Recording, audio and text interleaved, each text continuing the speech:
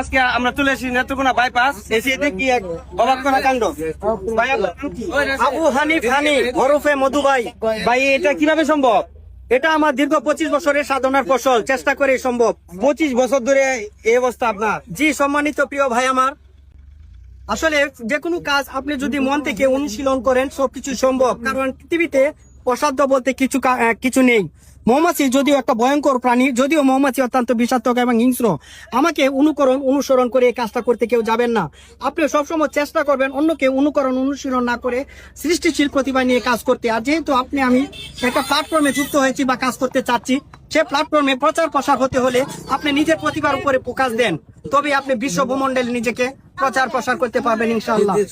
আসলে দেখেন, আসলে 25 বছর সাধনা করে এই অবস্থাতে আসছে। আসলে নতুন কেউ ট্রাই করার দরকার নাই, করলে হয়তো অনেক অ্যাক্সিডেন্ট হতে পারে।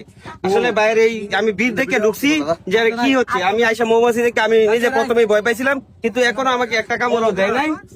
ভাইয়ের পোষা তো এই জন্য বুঝতে পারছে যে ভাইয়ের ফ্যান ফলোয়ার আসছে। ঠিক আছে ভাই, ধন্যবাদ।